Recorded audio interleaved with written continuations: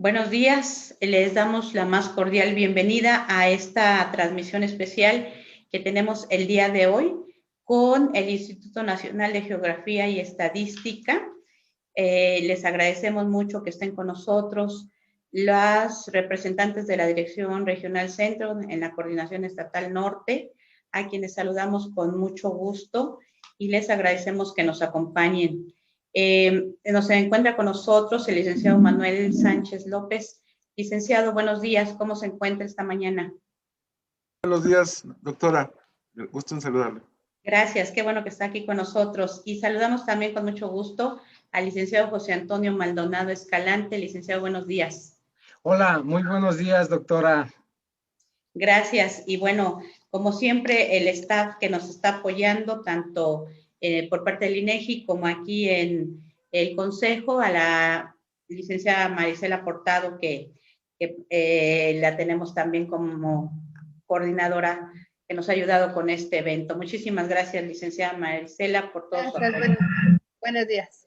Bueno, pues ahora sí vamos a entrar en materia porque tenemos mucho que platicar acerca del Censo de Población y Vivienda 2020, que se realizó pues en un momento inédito, no nada más para México, sino para el mundo. Y que sabemos que el trabajo que realiza el INEGI día a día, pues nos aporta a todos, personas físicas, personas morales, a los gobiernos, pues una información que es sumamente relevante para la toma de decisiones.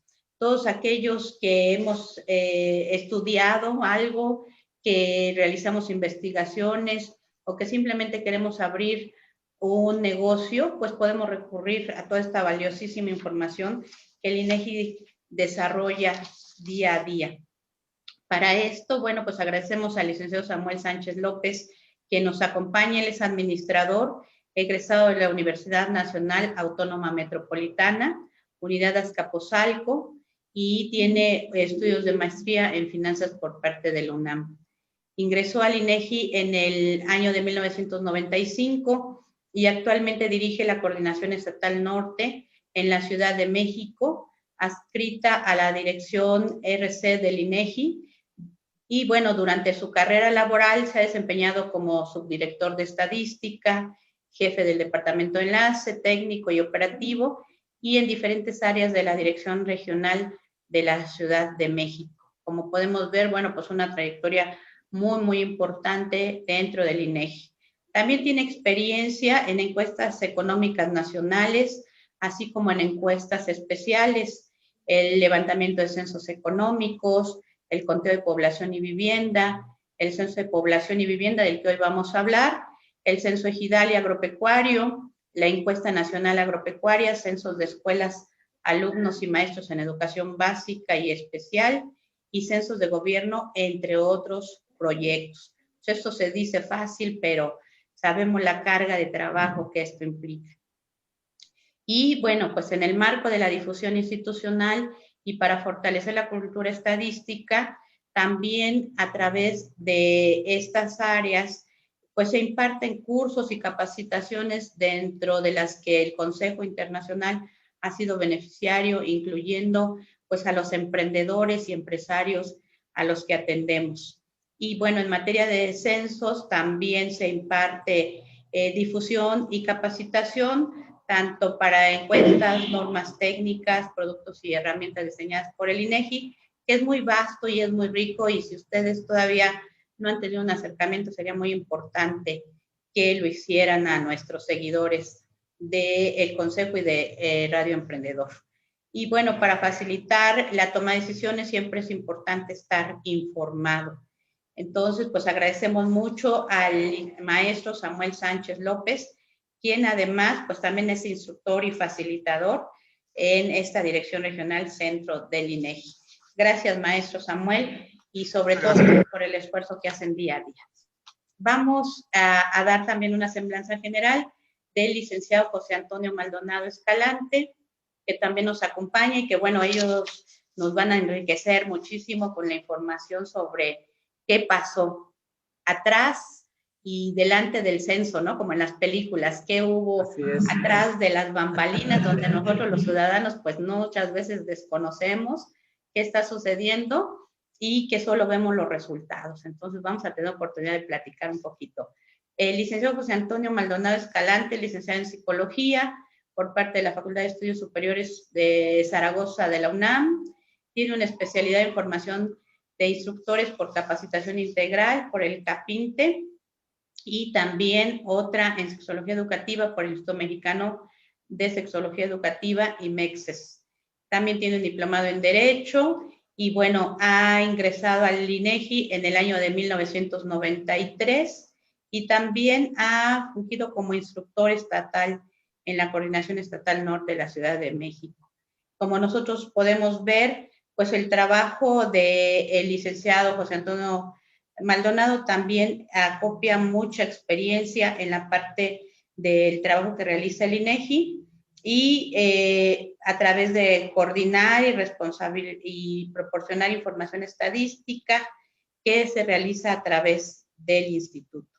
También ha intervenido como ponente en diferentes foros e instituciones con el fin de difundir y promover y fomentar la cultura en el uso de la información estadística y geográfica que genera el instituto. Y esta es parte de la labor que realizan en esta difusión y que tenemos hoy el honor y el gusto de que nos hagan partícipe de ella. Así es que, pues, después de esta introducción, nosotros queremos entrar ya en materia y bueno, porque ya nos inquieta mucho, ¿no? Estamos bastante motivados por conocer qué ha pasado en este Censo de Población y Vivienda 2020, cuando en México y en el mundo hemos estado pues enfrentando una pandemia que todavía no termina y que sabemos que esto ha modificado nuestra vida, nuestros procesos y obviamente ha hecho que las instituciones pues se tengan que reconfigurar. Así es que pues yo les quisiera preguntar, primero ya sabemos que el Censo de Población y Vivienda 2020, pero ¿cada cuándo se celebra el Censo de Población? Si nos pudiera ayudar el maestro Samuel Sánchez, se lo vamos a agradecer. Muchas gracias, doctora. Previamente agradecer igualmente la atención a todo el consejo y agradecer también la presencia de su foro y le manda un saludo a nuestro presidente, el doctor Julio Santaella, y nuestro director regional, el ingeniero José Luis Bonilla, poniendo siempre la información al servicio de la población. En ese sentido, quiero comentarles que los censos de población y vivienda se celebran cada 10 años. Hay todo un proceso estadístico, es todo un ejercicio que se hace del censo y siempre seguimos las recomendaciones internacionales de las Naciones Unidas y este censo se levanta en los años terminados en 0. Es por eso que estábamos hablando de la ronda 2020 a nivel internacional. Pues muy bien, entonces cumplieron. Claro que cuando nosotros ya a finales del año 19, pues ya considerábamos a nivel mundial una cuestión que se acercaba, que se hacía cada vez más densa y que no sabíamos qué impacto iba a tener a nivel internacional. Sin embargo, bueno, yo quisiera preguntarles, ¿cuántos países lograron realizar el Censo de Población y Vivienda en esta ronda censal? ¿Ustedes tienen información sobre cuánto lo pudieron conseguir a pesar de este tema de la pandemia? Fíjese que recientemente tuvimos un taller a nivel sobre el uso de la información de los censos que impartió nuestro presidente y en este taller participaron diferentes autoridades. Dentro de ellas estuvo el director de la División de Estadísticas de las Naciones Unidas, Stefan Schweifer, y él comentaba que de los 53 países que tenían planeado realizar el censo, solamente 8 lograron llevarlo a cabo por esta situación de la pandemia. Y bueno, yo quiero decirle y presumirle gratamente que gracias a la sociedad mexicana y a la población en general y a las autoridades, pues tuvimos un censo en la Ciudad de México y somos el primer país que publica resultados en este mes de marzo.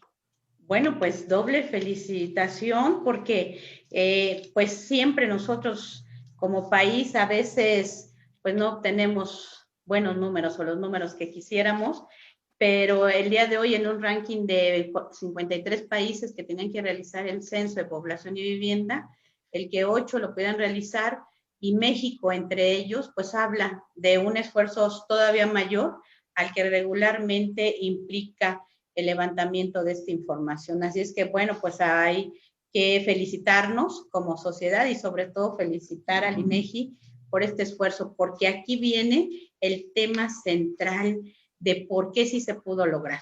Y aquí la pregunta sería, maestro Samuel Sánchez, ¿quiénes participan en el censo de población y vivienda? ¿Quiénes fueron los que hicieron posible que este censo se pudiera realizar? Sí, pues bueno, aquí hablamos de muchos héroes anónimos en realidad, ¿no? El censo de población y vivienda, sin lugar a dudas, es un ejercicio ciudadano de los más importantes que hay en el país, porque participa, para empezar, la población en general, ¿no? Ahí en ese sentido, pues ellos proporcionando su información podemos tener una tasa de respuesta favorable y con indicadores que sean robustos para poder tomar decisiones. Y también el trabajo interinstitucional que tiene el INEGI con todas los ámbitos de gobierno permiten también que esta población, este ejercicio ciudadano, acuda a los domicilios y tengan esa garantía, ¿no? También es importante agradecer en ese sentido a los organismos públicos, a los privados y a los sociales, porque mediante su apoyo podemos decir que nuestro país tiene un censo de población y vivienda robusto. Y bueno, en términos ya de personas que se encargaban de realizar el levantamiento, quiero comentarle que, por ejemplo, el INEGI requirió a poco más de 200,000 personas, los cuales recorrieron casi cerca de 2 millones de kilómetros cuadrados, es decir, todo el país, y también pues, visitamos casi cerca de 55 millones de inmuebles. Entonces, sí es un ejercicio de una gran envergadura, es un proyecto muy importante y por eso decimos que es un ejercicio ciudadano de los más importantes que hay en el país, ¿no? Hay que darle un aplauso a esos héroes anónimos, como usted comentaba hace un momento, porque a fin de cuentas, gracias a ellos tenemos este proyecto censal. Efectivamente, ellos y bueno, el personal del INEGI, porque pues no es fácil coordinar el trabajo de 200,000 personas. O sea, yo creo que muy pocas organizaciones privadas a nivel mundial pueden hablar de la coordinación de un número de este tamaño de personas. Entonces, imagínense lo que es coordinar en todo el territorio nacional no nada más el censo, sino la coordinación de todas estas personas, la capacitación, porque ahorita que hablemos un poquito más en hablar sobre cómo se prepara el censo, pues sabemos que no nada más es el levantamiento de la información. Y ahí me gustaría preguntarle cuánto tiempo tarda en prepararse un censo de población y vivienda, porque organizar 200,000 personas más aparte todos los recursos del INEGI para coordinarse con otras instituciones, bueno, pues, ¿cuánto tiempo nos lleva, licenciado? Sí, y bueno, hay que aclarar que ahí omití, son 147,000 los entrevistadores que tocaron puerta. De esos 200,000, son 147,000 las mujeres y los hombres que tocaron las puertas de las viviendas. Y bueno, referente a esta pregunta de cuánto nos tardamos, prácticamente cuando acabamos un censo, empezamos con los trabajos preparatorios. Y de verdad es de gran tamaño porque finalmente, a lo mejor no se nota, pero empezamos con todo este proceso de retroalimentación, con este proceso de revisión. Y bueno, yo quiero comentarles que, por ejemplo, en ese sentido, por ejemplo, entre agosto de 2017 y agosto y noviembre de 2017, por ejemplo, el INEGI lanzó la consulta pública, o sea, ya en términos con la población en general, con las organizaciones, lanzó una consulta pública justamente para levantar el Censo de Población y Vivienda 2020. Estamos hablando de 3 años antes de que se llevara a cabo el censo, ¿no? Ahí se tuvieron, después de ese proceso, diferentes reuniones con usuarios estratégicos, con expertos, y ahí se van captando todas las inquietudes y posteriormente se hacen trabajos o pruebas de campo que prueban justamente los instrumentos de captación, las temáticas que se van a incorporar. También se prueba, por ejemplo, los dispositivos, los sistemas, se hace un ejercicio de reclutamiento, de cómo va a estar el levantamiento, y eso permite justamente llegar al mes de febrero, que tuvimos la capacitación ya masiva de toda esta población que contrató y que residía en esas localidades de todo el país, para que levantaran el censo, ¿no? Ya en febrero iniciamos la capacitación y ya estuvimos listos para el mes el 2 de marzo, arrancarnos con el proyecto censal. Entonces sí toma bastante tiempo hacer este proyecto. Sí, cómo no, o sea, ustedes terminaron ya el censo, están entregando los resultados del censo de población del 2020 y prácticamente ahorita ustedes ya están preparando el que sigue para el 2030 prácticamente.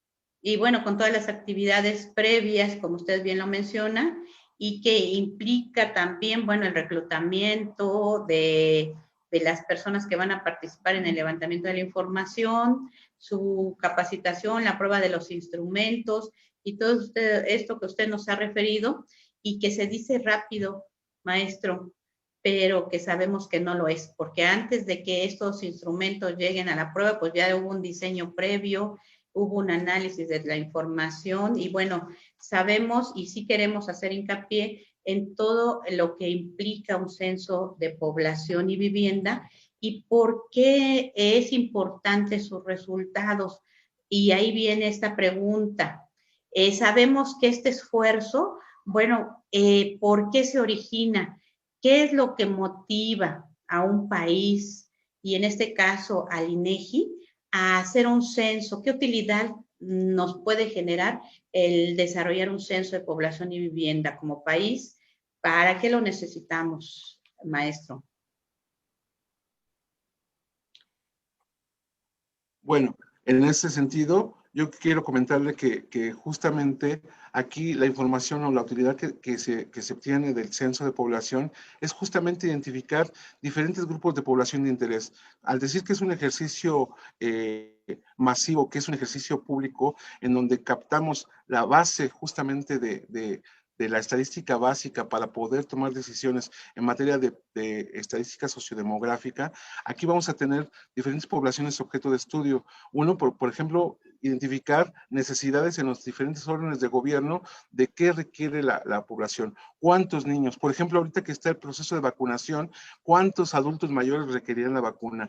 ¿Cuántas personas requieren educación? ¿Cuántas personas tengo que atenderles de servicio de salud? ¿Cuántas viviendas tengo que apoyar justamente en el sentido de bajar el nivel de pobreza, por ejemplo, en el caso de las viviendas que tienen piso de tierra, ¿no? O tomar educación,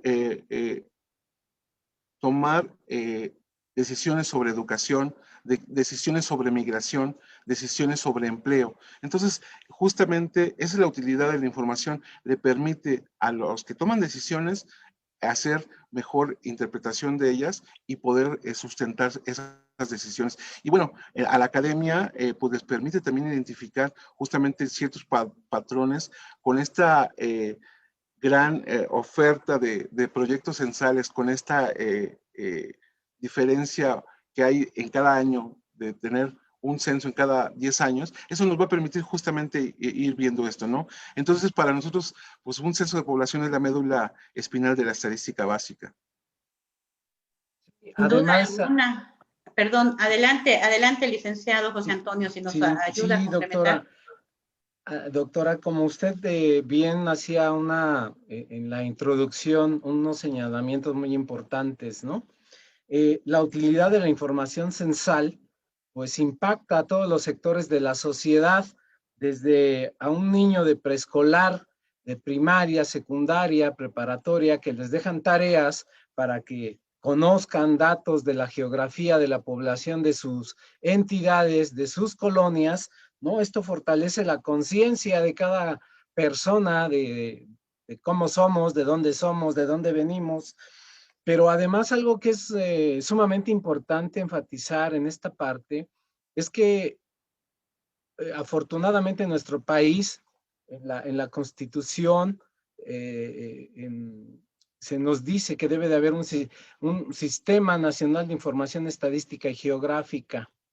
Y entonces de ahí se deriva pues la ley del Sistema Nacional de Información Estadística y Geográfica, en donde le otorgan al INEGI esta gran responsabilidad de generar la estadística de interés nacional, que es de uso obligatorio para todos los estados, los gobiernos, para la toma de decisiones y el desarrollo y el fomento de la política pública. Entonces, la utilidad de esta información, como ya lo dijo el maestro Samuel, es la médula espinal de los datos sociodemográficos del país, con la que se tomarán las principales decisiones en materia de planeación para los próximos 10 años. De ese tamaño es la importancia de esta información que ha generado el INEGI.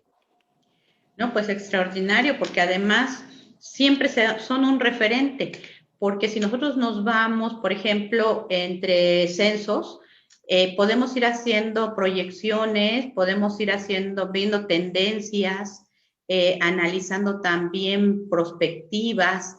Entonces, es muy importante la información censal, porque cuando nos dicen, bueno, en el 2050 en México va a haber tanta población, pues esto está basado en la tendencia que ustedes determinan a través de los diferentes censos. Y esto es una información que no nada más sirve para el hoy, sino también para el futuro, y que es muy importante que la gente pues lo tenga claro. Si alguien quiere saber qué va a pasar dentro de 2, 3, 5, 10 años, pues es importante consultar los censos del INEGI. Y para esto yo quisiera pedirles tanto al maestro Samuel Sánchez como al licenciado José Antonio Maldonado que nos digan cuáles son los resultados más relevantes que ustedes obtuvieron, qué podemos destacar de este censo para esta información que ustedes nos hacen favor de comentarnos esta mañana.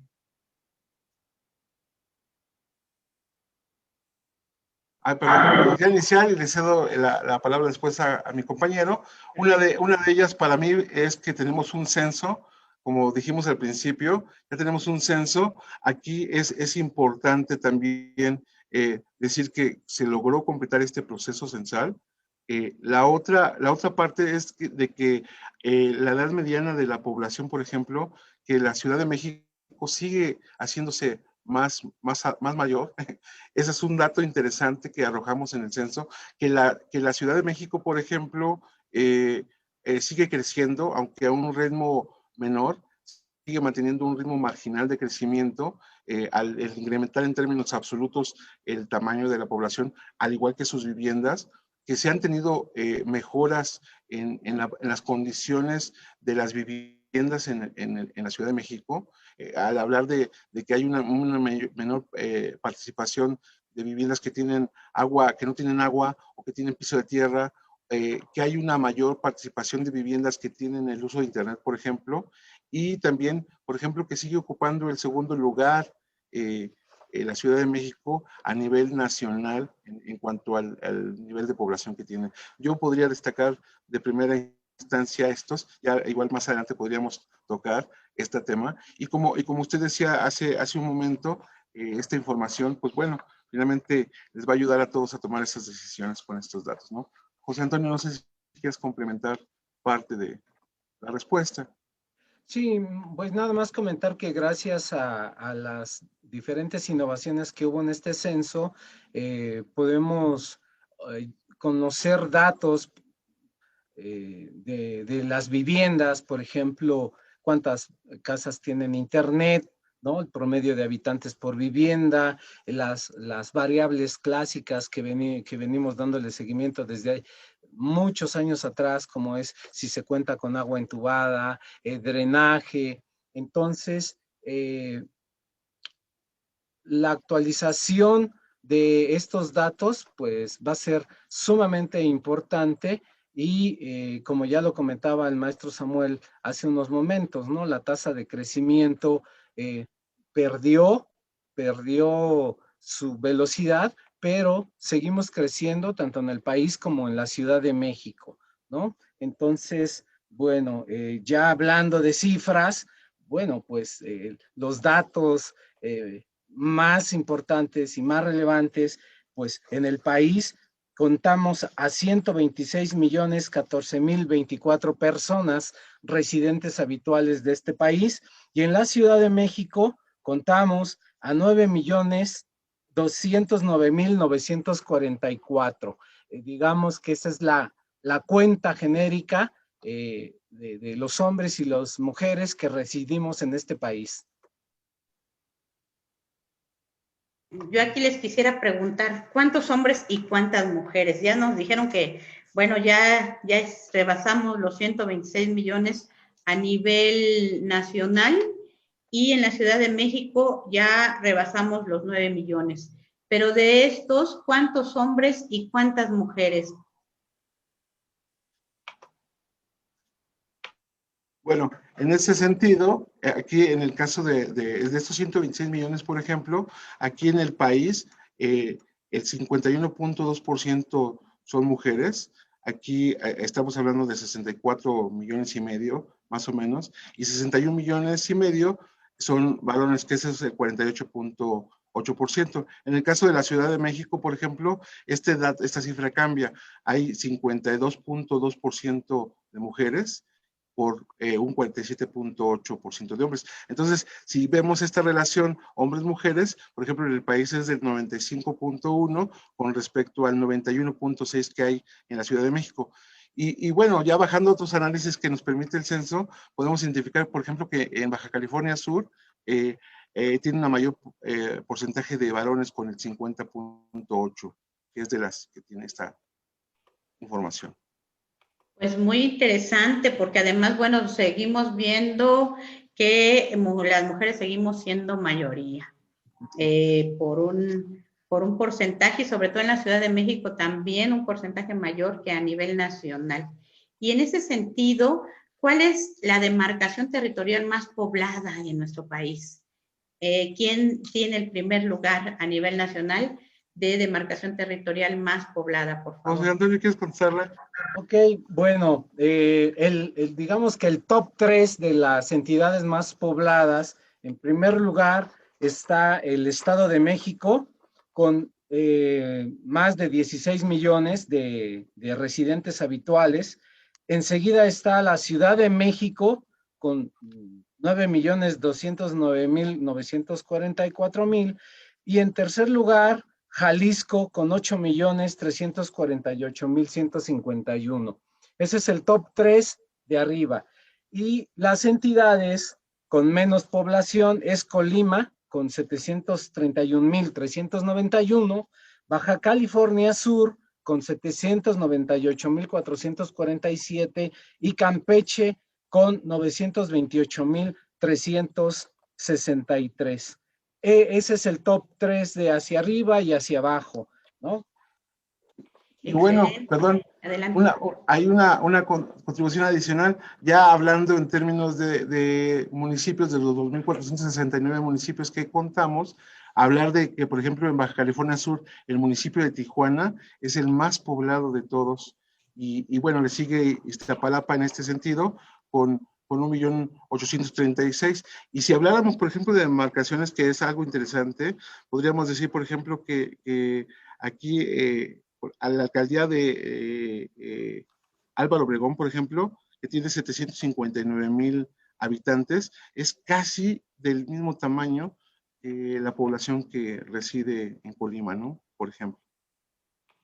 Así es, ni más ni menos. Y bueno, pues esto también implica servicios, implica entre ellos la parte de atención médica en este momento. Y bueno, sería muy importante ya para los investigadores, los tomadores de decisiones, sobre todo ahorita en el tema de salud, pues estos datos, porque como ustedes bien lo dicen, en relación con esta información de cuántas personas habitan por entidad federativa o por demarcación, pues también se puede hacer una planeación de los servicios. Y ahorita con el tema de vacunación, igual, porque este rango de edad también nos permite saber, bueno, cuántas personas de qué edad se encuentran en qué demarcación, y poder hacer un plan mucho más cercano a la realidad y con ello pues ser más efectivos en la respuesta. Y bueno, pues por eso también en los censos de población y vivienda, específicamente el del 2020, pues el día de hoy es una plataforma fundamental para la toma de decisiones. Y bueno, sabemos que hay más información que el censo nos va a arrojar, y entre ellas, ¿qué pasa con la vivienda? ¿Qué pasa con la vivienda en el país? Ya me decía que en el caso de la Ciudad de México ha mejorado la vivienda, pero ¿qué pasa en el número de vivienda, en el crecimiento de la vivienda a nivel del país y a nivel de la Ciudad de México? Por favor.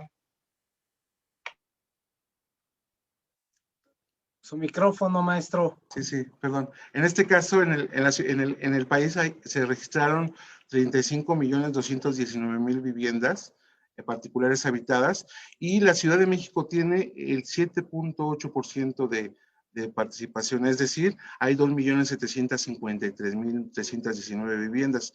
Esto quiere, ya cuando hacemos esta correlación con la población que las ocupa, hablamos de que hay 3.3 personas ocupantes por vivienda en la Ciudad de México, con respecto al 3.6 ocupantes que hay a nivel nacional, ¿no? ¿Alguna otra comentario, José Antonio?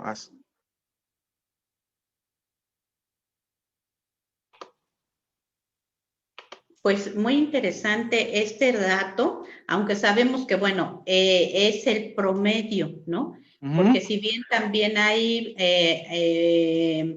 casas habitación o habitaciones en las que vive a veces una o dos personas, contra otras en las que puede rebasar más allá de los 5 miembros de familia, pero en promedio, bueno, el número de personas por vivienda pues parece equilibrado tanto a nivel nacional como a nivel de la Ciudad de México.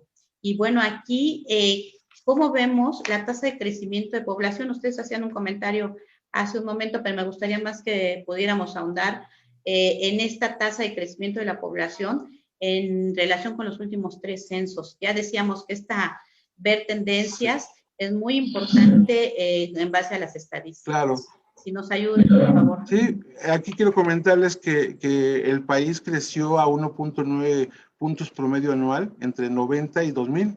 Y ahorita vamos a ir viendo estas diferencias, como dice, porque finalmente con esta tradición censal podemos ir identificando cómo ha cambiado esta dinámica demográfica, ¿no? Hablar de 1.9 puntos promedio anual entre 90 y 2000 y después desciende a 1.4 puntos promedio anual entre 2000 y 2010, y pasa a 1.2 entre 2010 y 2020. Y esto, pues bueno, claramente nos va a ir diciendo que la población en el país, aunque sigue creciendo, su ritmo va de manera descendente. En el caso de la Ciudad de México, como les comentaba hace un momento, es marginal el crecimiento, es muy parecido, muy estable. El ritmo presenta una tasa de crecimiento de menos de una décima de punto promedio anual, es decir, por ejemplo, entre 90 y 2000 fue de 0.4 puntos promedio, ¿no?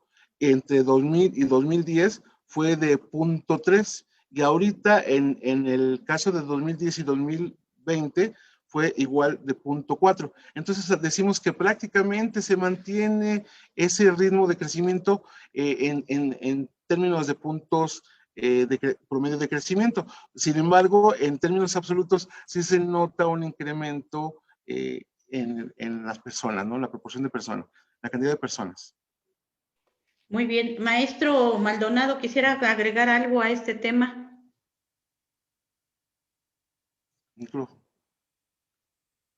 El micrófono. No se preocupen, a veces se nos olvida el micrófono. Por favor, licenciado Maldonado, si quisiera complementar algo. Sí. Antes de pasar a la siguiente pregunta. Sí, nada más un dato que también es interesante conocer es que la población residente en México, nacida en otro país, es de 1.212.252 habitantes, ¿no? Entonces, la mayoría, ¿no? Nacieron en Estados Unidos, ¿no? De América, enseguida están los nacidos en Guatemala, y en Venezuela. Ese es un dato también interesante de la población que nació en otro país y que también la contamos. Claro, porque de alguna manera pues ya son residentes también en Así es. México y también cuentan. Claro. Es muy interesante y bueno, nosotros hemos escuchado que este tema del decrecimiento de la población en México, que aunque sigue creciendo pero a menor ritmo que en los últimos 30 años prácticamente, se va a continuar esta tendencia porque los jóvenes el día de hoy pues si bien ya no se quieren casar, tampoco quieren tener hijos. Entonces, ahí vamos a ver este fenómeno y ya los estudiosos, los investigadores, etcétera, de las diferentes disciplinas, pues podrán dar sus puntos de vista. Entonces, bueno, pues ahí lo dejamos de nada más el apunte, ya veremos en el 2030 qué nos dice el censo y seguramente hacia allá irá. Sin embargo, también hay otra variable que es muy importante considerar y es de esta población, ¿quién es la alcaldía? En el caso de la Ciudad de México, y si me pudieran dar la información a nivel nacional, se los agradecería, y si no, nos quedamos con la población. ¿Cuál es la alcaldía o la localidad que tiene población más joven? ¿Y cuál es la que tiene la población adulta mayor, o sea, mayor a los 60 años? Si nos ayudan con este parámetro, se los vamos a agradecer. Sí, sí, claro.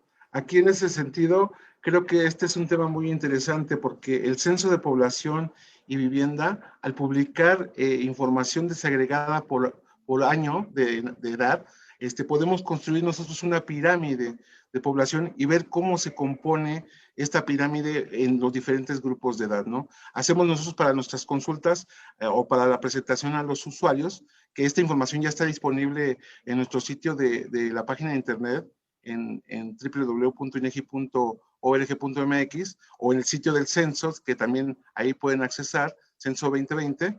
Ahí vamos a encontrar información justamente de esta pirámide y la agregamos por grupos quinquenales y eso nos permite ir viendo cómo se concentran los diferentes grupos de población, ¿no? En ese sentido, por ejemplo, la población más joven que hay en la Ciudad de México es la que se ubica en Milpa, con una mayor cantidad de personas jóvenes, ¿no? Y a nivel nacional es Chiapas. En el caso de las alcaldías con mayor población, hablamos de Benito Juárez, en donde tiene una mayor participación de personas con estos características, es decir, en nuestra pirámide de población se concentra una mayor proporción de personas de mayor edad, y esa alcaldía es Benito Juárez, y tiene ahí 39 años en la edad promedio más o menos, de edad, por los 30 años que por ejemplo es en Milpa, ¿no?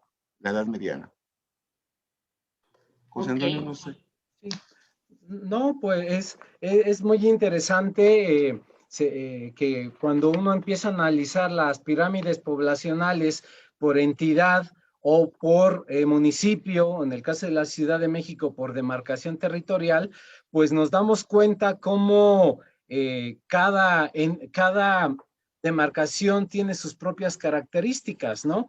En términos generales, diríamos que la población más joven hoy en día se concentra en las alcaldías que están en la periferia, como Milpa, Xochimilco, Tláhuac, Coajimalpa, y la población de mayor edad, pues está concentrada en Benito Juárez, en Coyoacán, en Azcapotzalco, Venustiano Carranza, ¿no? Entonces, Iztapalapa, a pesar de que es la demarcación más poblada, pues también ha sufrido ya cambios importantes en la base de la población de 0 a 14 años, y su pirámide empieza también a tener cambios en la base de manera importante.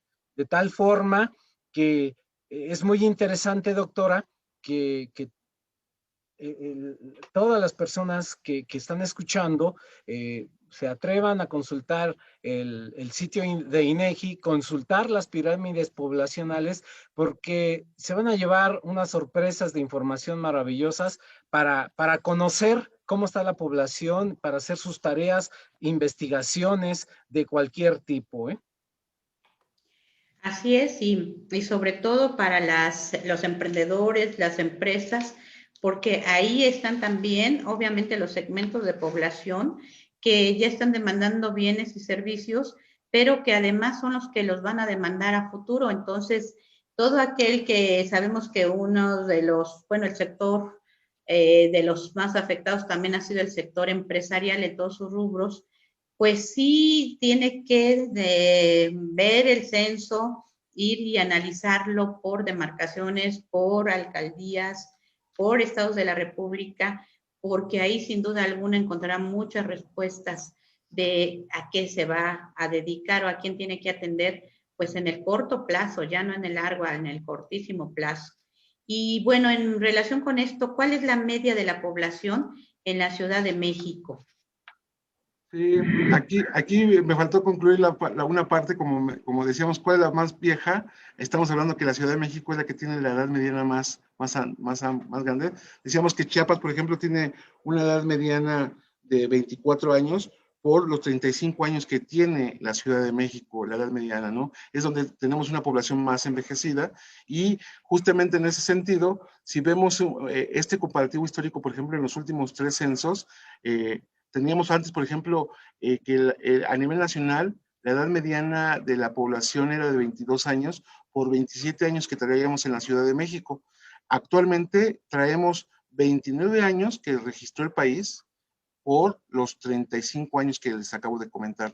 Entonces, esto pues nos va permitiendo también ver las necesidades, como dijo mi compañero José Antonio, de las necesidades que se reflejan tanto en las entidades como en las diferentes demarcaciones o municipios, ¿no? Con esto tendría. Exactamente. Bueno, pues sabemos que estas tendencias son muy, muy importantes y que no nada más implican las necesidades del día de hoy, sino las necesidades a futuro. Que esto, si nosotros hiciéramos ese trabajo fundamental de hacer planeación prospectiva, bueno, pues creo que sin duda alguna podríamos dar respuestas adelantadas a muchos de los problemas y que estos problemas pues se volvieran mínimos o incluso desaparecieran.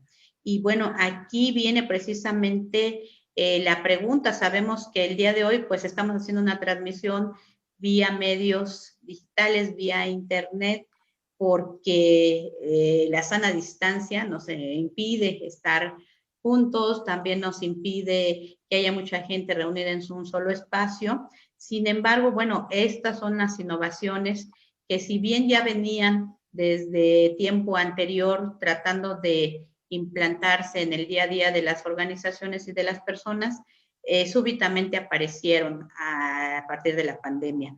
Y aquí yo quisiera preguntarles cuáles han sido las principales innovaciones que ha tenido el censo.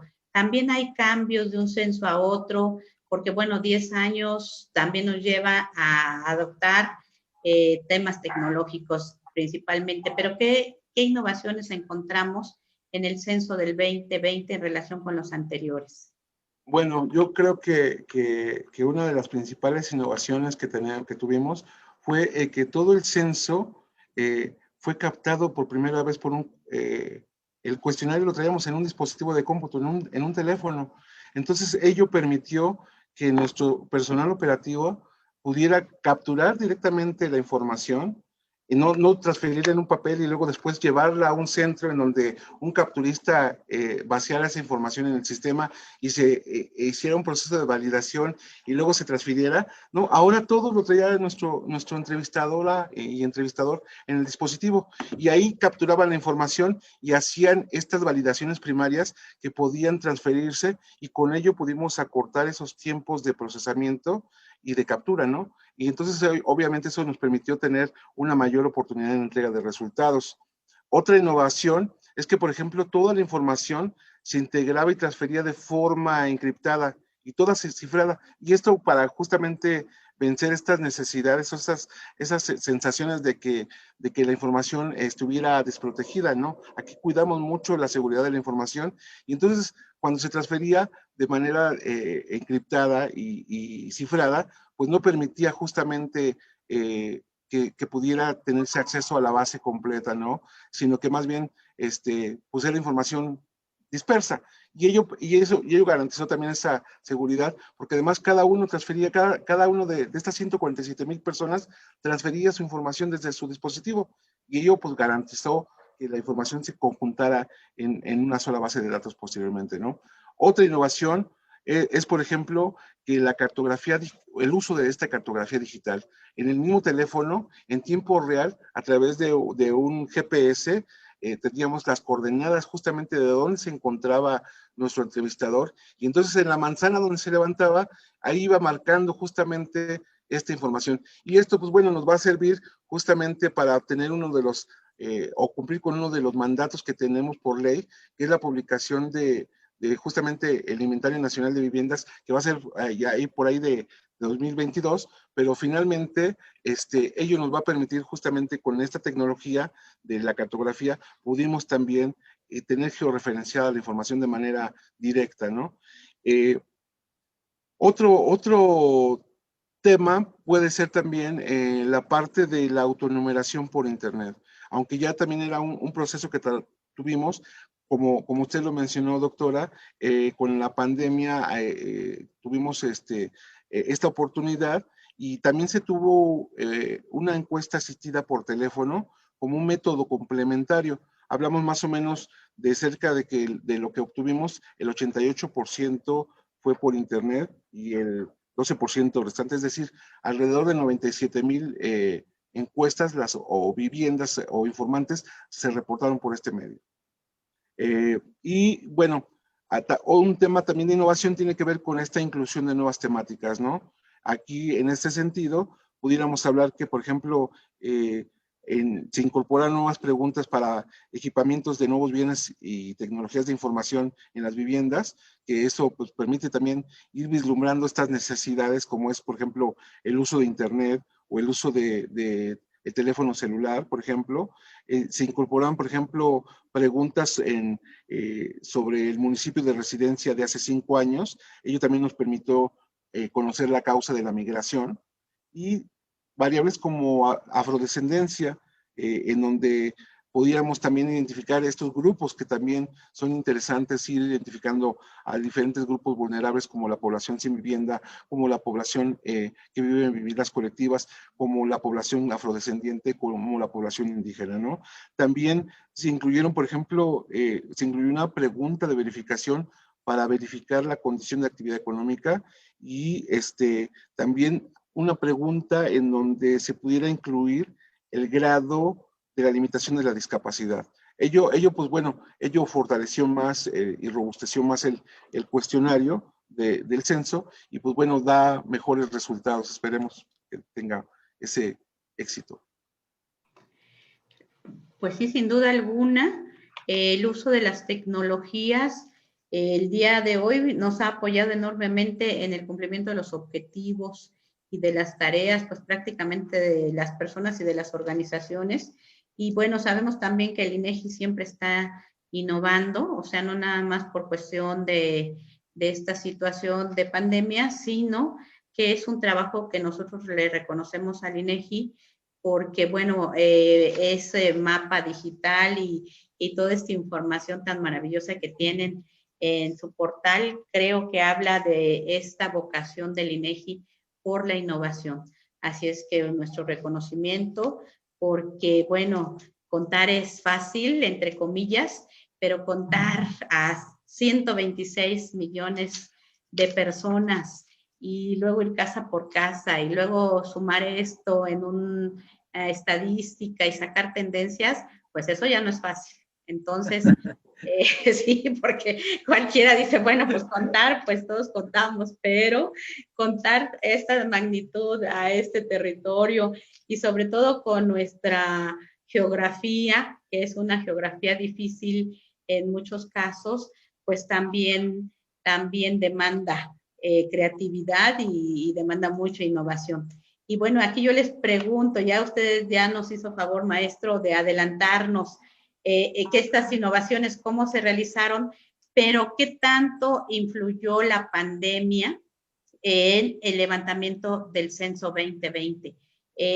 qué problemas, en qué dilemas, en qué circunstancias los puso la pandemia en el levantamiento del censo 2020? No, yo creo que sin lugar a dudas, sí, la pandemia afectó a todo el país. En el caso del censo 2020, tuvimos la oportunidad de concluir el proceso de numeración, porque bueno, teníamos una programación del 2 al 27 de marzo.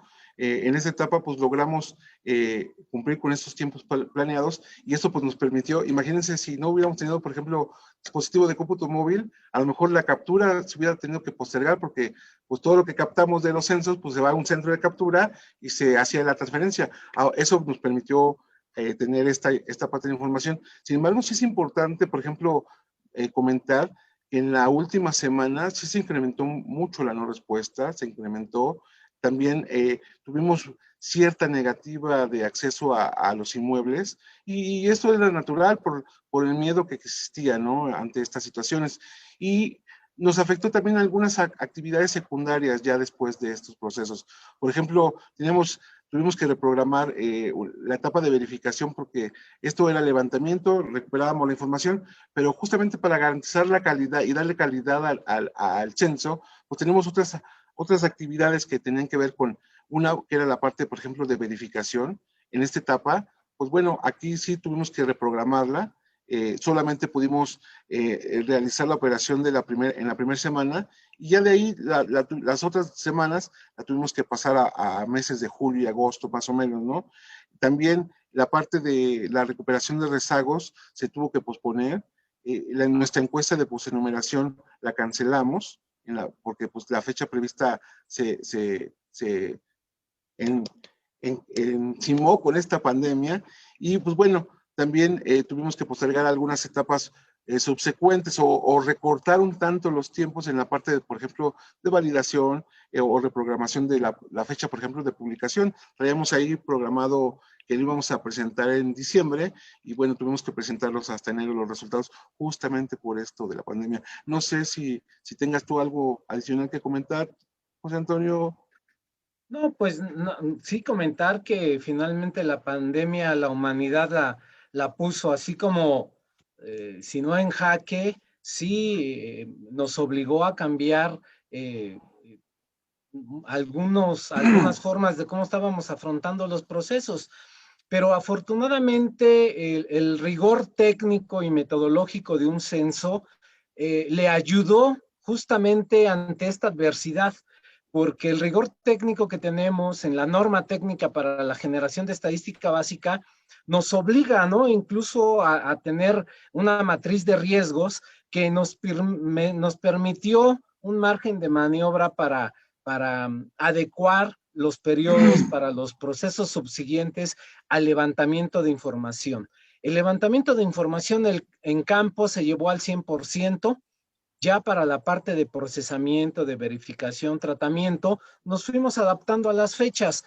Hubo reorganización, ciertamente, porque pues todos teníamos miedo, ¿no? De cómo cuidarnos, estar en contacto con la ciudadanía, pues implicaba riesgos y después conforme nos fuimos adaptando, fuimos encontrando estrategias para ir resolviendo los problemas, de tal forma que no nos quedamos paralizados y afortunadamente tenemos un censo muy bueno, ¿no? El porcentaje de viviendas de no respuesta, considero que con las características que tuvimos de la pandemia, fue pues a nivel nacional cerca del 4.5%. En realidad eso no impacta de la calidad de los datos que obtuvimos, entonces podemos decir con toda seguridad que tenemos un buen censo, buenos datos para la toma de decisiones y que como ya lo comentó usted, doctora, no fue fácil. Hubo sudor, hubo esfuerzos, hubo mucha coordinación, muchas discusiones, una comunicación ardua y mucha determinación. Y todos esos héroes anónimos de los que usted hablaba al inicio, pues gracias a ellos Y gracias, como lo dijo también el maestro Samuel, a las autoridades que nos prestaron espacios, al sector académico que nos prestó aulas, ¿no? Las oficinas fueron determinantes para el éxito, que no nos las quitaran, que confiaran en nosotros, en que íbamos a respetar las medidas sanitarias.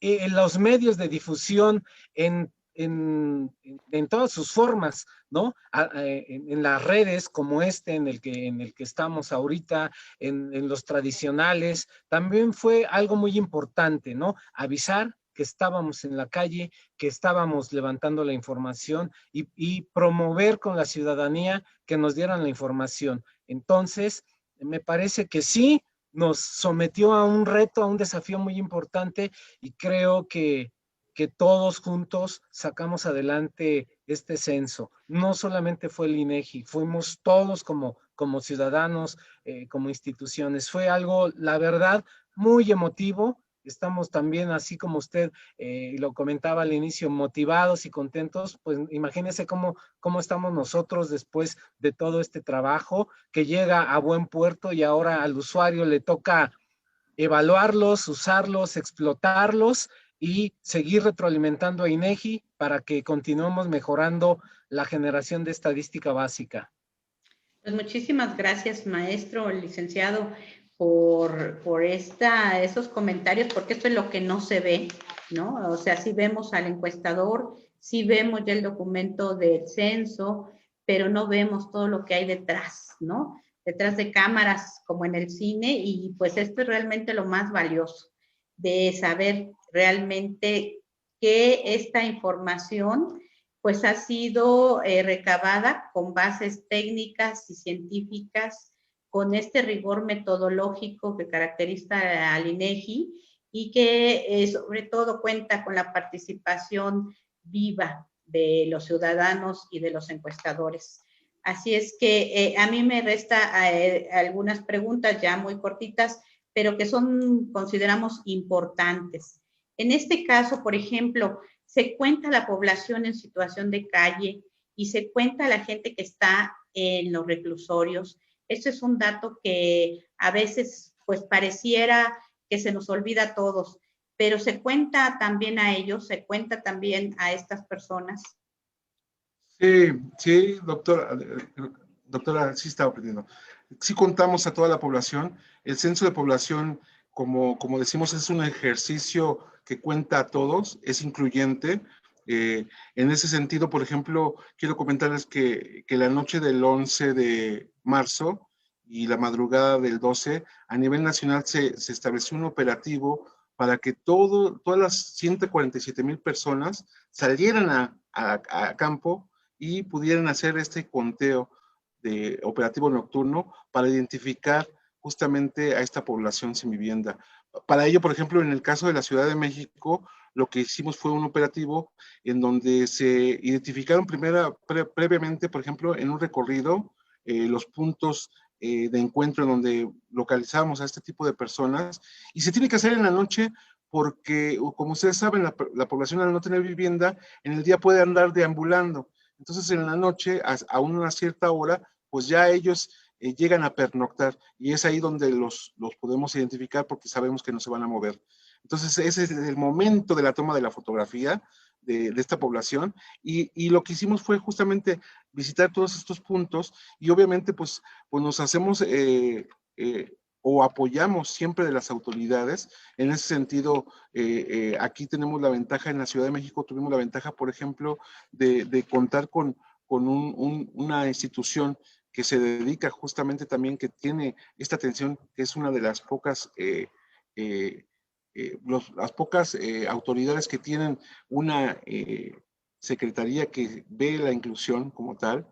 Y en ese sentido, esta dirección, nos acercamos a ellos, ellos se acercaron a nosotros para intercambiar experiencias y justamente llevar a cabo un levantamiento en este tenor. Y entonces justamente fue una experiencia enriquecedora, justamente para el levantamiento de esta información. En el caso de la población, por ejemplo, que está en los centros penitenciarios, que también es otro tipo de población que se cuenta y que se incluye en el censo. Aquí nos acercamos a las autoridades de la Subsecretaría del Sistema Penitenciario. En la Ciudad de México hay un comité de información estadística en el cual el INEGI participa junto con las autoridades del gobierno y las alcaldías, justamente para determinar estas identificaciones, y a través de ellos nos acercamos a esta subsecretaría del sistema y acordamos cómo se iba a llevar a cabo el levantamiento, les informamos sobre el censo y ellos ya nos fueron proveyendo de la información de esta población. También, por ejemplo, otro tema que se incluye en este gran combo es la población que trabaja en el Servicio Exterior Mexicano, ¿no? Que son mexicanos, pero que no se encuentran a lo mejor físicamente aquí, ¿no? Entonces también son contados esas personas y por eso pues llegamos a esta cifra de los 126 millones. Excelente. Ahora, nos gustaría que nos compartieran finalmente buenas o malas noticias. ¿Cómo anda la cuenta del Internet, de viviendas con Internet, tanto en la Ciudad de México como a nivel nacional? Y digo, ¿por qué buenas o malas noticias? Porque finalmente esto nos habla de inclusión y más en estos momentos en que tomar clases está siendo un referente, ¿no? De contar con el Internet en la vivienda. También el hecho del teletrabajo, pues esto habla de que pudimos o no pudimos seguir la marcha en este camino dependiendo del número de viviendas que cuentan con Internet y el grado de escolaridad, porque también pues estamos muy preocupados porque se menciona que con este tema de la pandemia hubo o hay la posibilidad de que muchos jóvenes, sobre todo, estén abandonando las escuelas. Entonces, ¿qué podemos decir en la fotografía del censo 2020, cómo estábamos? Y bueno, sobre esto ir midiendo, ¿no? El impacto que la pandemia ha tenido en estas dos situaciones. Claro. En ese sentido, quiero comentarles, por ejemplo, que a nivel nacional, un 52% de las viviendas tienen Internet. Esto es importante también. Ahora, por primera vez, el INEGI también está sacando un tabulado en donde se dice cuánta población se ve beneficiada de esas viviendas. Ya estamos haciendo esos ejercicios también. Y en el caso de la Ciudad de México, por ejemplo, me parece que es el 75.7% de las viviendas que tienen Internet. Si vemos, por ejemplo, tocó otro tema, doctora, que es el uso de teléfono celular. Hablamos de que en la Ciudad de México son 92.2% de las viviendas por el 87.5% de las viviendas. En el caso de el grado promedio de escolaridad, pues bueno, aquí en la Ciudad de México es de los que tiene un mayor grado al tener 11.3 años de edad. Pues sí, todavía tenemos un camino fuerte por avanzar, aunque el teléfono celular está siendo un reemplazo excelente y también un apoyo en estas circunstancias, sin duda alguna todavía nos hace falta avanzar en esta cobertura. Pues para poder entrar a esta nueva normalidad, seguramente va a continuar todavía, no nada más por los próximos años, sino tal vez ya de aquí en adelante. Pues es un gusto, es un honor platicar con la gente del INEGI, conocer todo este esfuerzo que ustedes han hecho para obtener los resultados del censo 2020.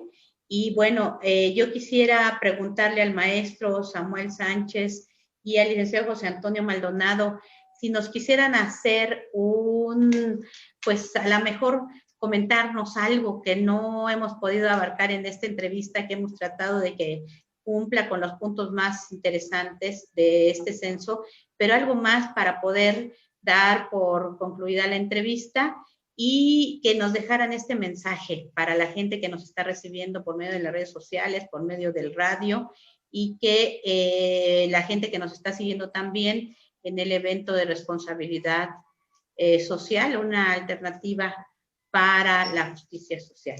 Por favor, licenciado, por favor, maestro. Sí, bueno, primeramente Yo quiero comentarles que siempre nuestras autoridades, el INEGI, siempre ha manifestado ese reconocimiento y agradecimiento. En este caso, nosotros manifestamos ese agradecimiento a todos los habitantes de la Ciudad de México que por su responsable y entusiasta respuesta pudo contribuir a que tuviéramos un censo de población y vivienda.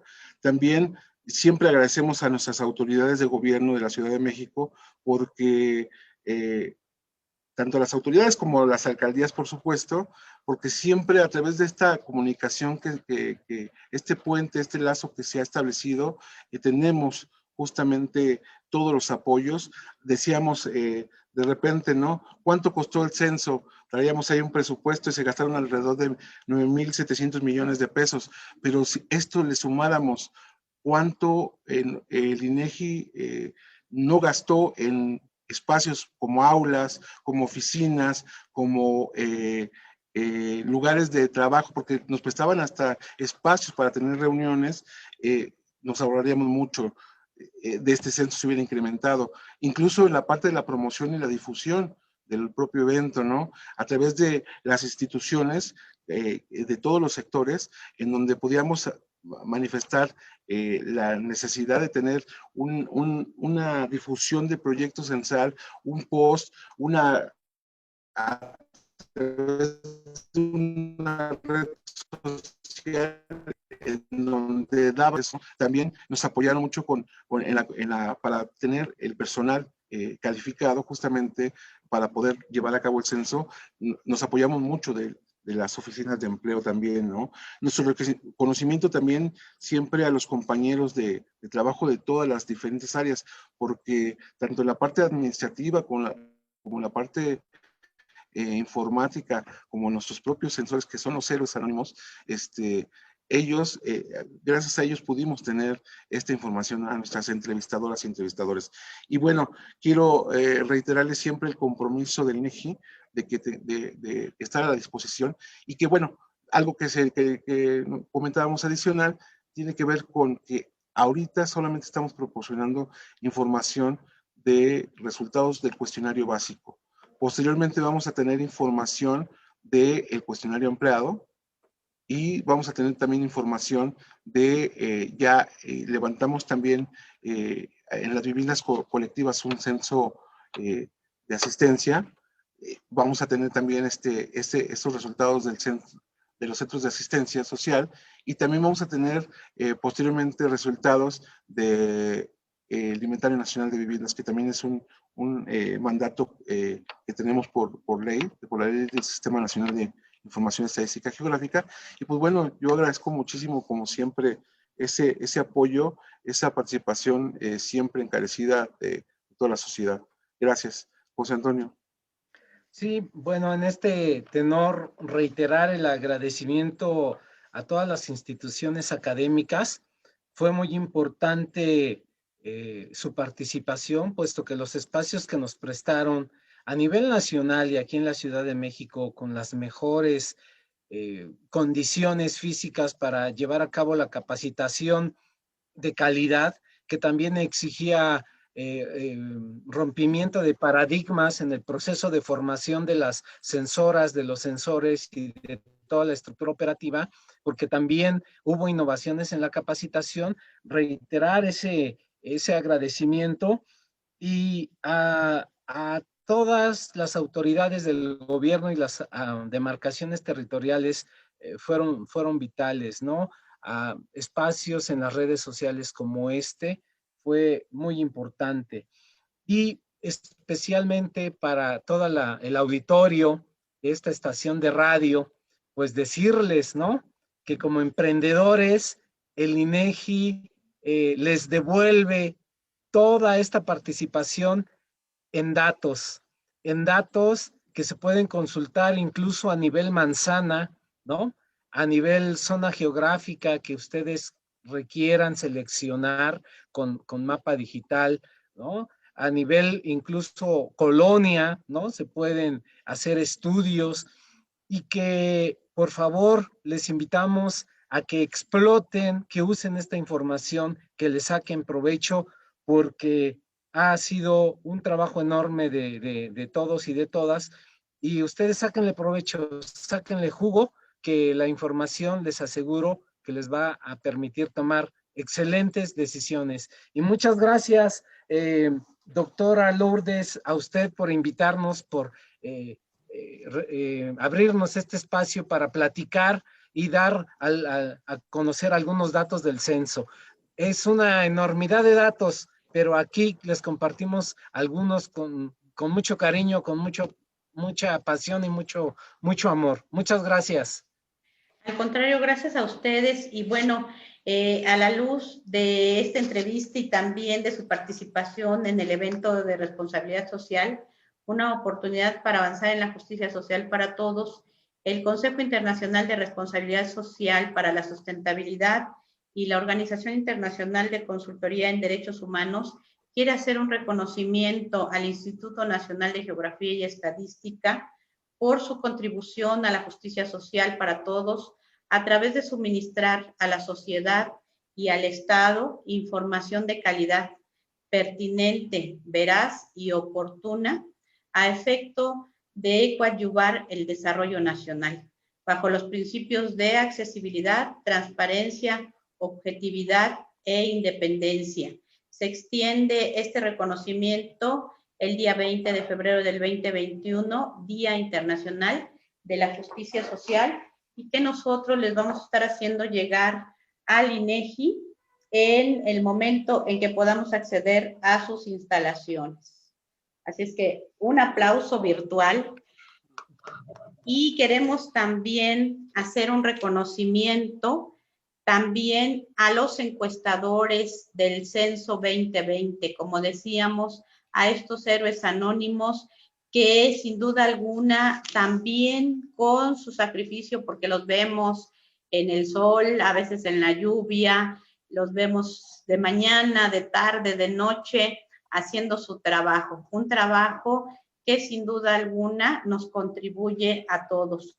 Muchísimas gracias a los encuestadores del INEGI en todos los censos en los que participan y especialmente a los encuestadores del Censo 2020 por su contribución a la justicia social para todos. Al recabar los datos del Censo 2020 en un momento especialmente difícil de la historia de México y del mundo.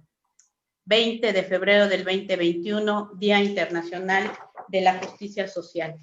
También un reconocimiento para todos los encuestadores y que les haremos llegar también al INEGI para que lo porten, si ustedes lo permiten, en alguna de las paredes donde la gente pueda visibilizar este reconocimiento que tiene a la población mexicana por su esfuerzo y su participación en este censo.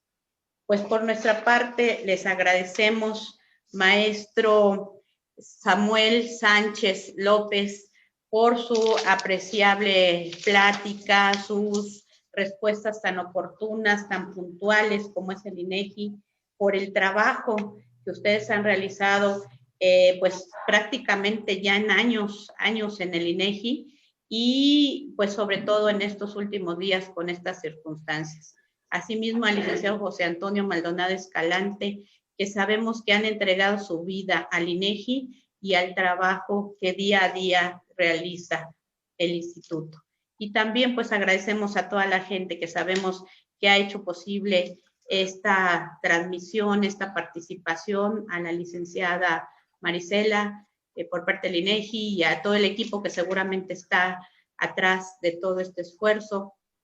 Y nuestro saludo al presidente del INEGI, nuestro reconocimiento, y sabemos que por temas de agenda pues no hemos podido coincidir, pero sin duda alguna él estará enterándose y recibiendo este reconocimiento que con mucho gusto les hacemos como un merecido reconocimiento de la sociedad civil de México a este esfuerzo que nos ayuda a conocernos, a reconocernos y sobre todo a construirnos para el futuro. Gracias al ingeniero Cárdenas aquí en el consejo y a todo el equipo que nos permite que podamos seguir haciendo promoción y difusión de lo bueno, de lo muy bueno que pasa en México, de la labor tan importante y tan profesional de las instituciones de México que hoy siguen siendo vanguardia y que seguirán siendo sostén del mejor México que queremos para todos los mexicanos. Muchas gracias maestros, y que si ustedes gustan emitir algún mensaje antes de cerrar la transmisión.